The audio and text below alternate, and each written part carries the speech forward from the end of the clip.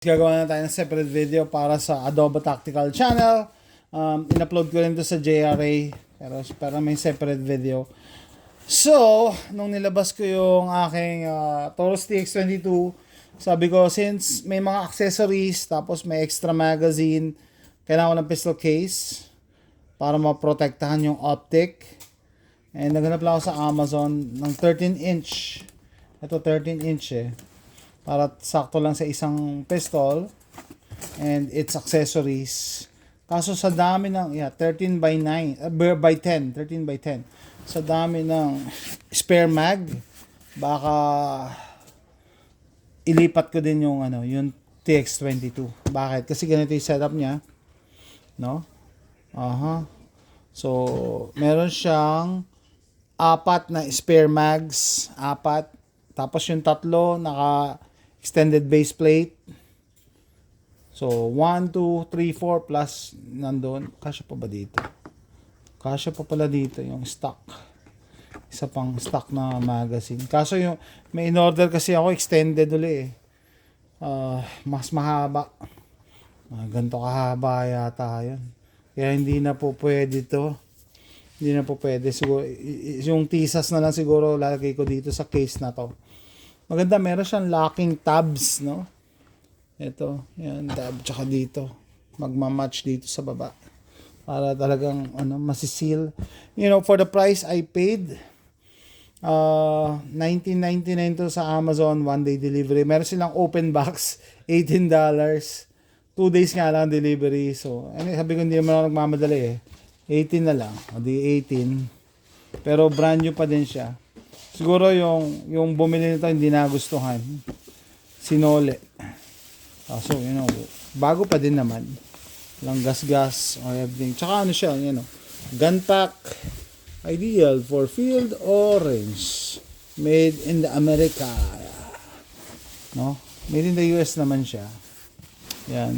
May mga strengthening tabs sa sides para matibay. Yan, medyo malambot sa gitna. Don't expect too much para sa isang $20 na pistol case. $18 pala, to be exact. Sa likod, yung locking mechanism niya, sarado naman. No? Kasi iba para manakaw. Pupush yung rod dito para malabas. Hindi ko lang alam kung approved to sa airline at TSA. Pero nalalak siya dito eh. I suggest kung babiyahe kayo, dadalhin nyo sasakay nyo sa aeroplano, get a better case.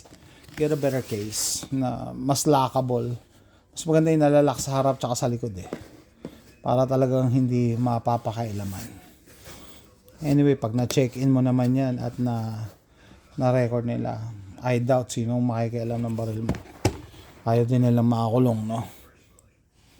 So, I'm talking about dito sa US. Sa Pilipinas, hindi ko alam paano kayo magbiyahe with a firearm. So, iba-ibang configuration. Paano kaya pagka ganito? Pwede rin ba? Pwede. Pwede pa rin.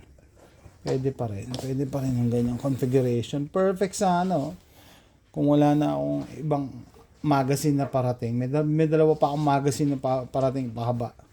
So, hindi na to kakasya. So, baka yung TISAS PX9 Gen 3 Tactical, yun na lang ilalagay. For the meantime, gusto ko lang ipakita, 1 pistol, 4 na extra magazines, plus yung naka-suksok sa kanya, kasya. Sa isang 13-inch. Yan, 13-inch na pistol case. And hindi kailangan mahal. No? Bakit ko to kinase? Kasi naka-optics. Pag nando sa range bag, nababangga, na gumagalaw, baka masira yung optic or mabasag. Kahit pa paano, protektado tayo. Protektado siya. No? Yan, guys. Mas magandang setup. So, protektahan natin yung optic. Tsaka para hindi siya basta-basta ma-damage or magasgasan. Ano pa ba? By the way, na safety check na yung barrel na yan. Tapos ito, yung may napansin ko na may locking tabs dito. Yan, para magma-match dito sa baba. Para talagang medyo seal, pero may mga mas magagandang pistol cases na may rubber parang rubber o-ring outside para talagang sealed na sealed. Pero syempre, mas mahal yun. You have to pay the price. Ito, quick video lang para sa gun pack na 13-inch pistol case. 13 by 10. Ayan guys. So if you like this video, yan, please click like and subscribe. Pakita ko lang yung mga seams, no? Yan, wala naman siyang maganda naman, wala namang bumubuka kahit mumurahin lang yung case. Para lang ma-protectionan siya. Okay guys, see you next time. Bye.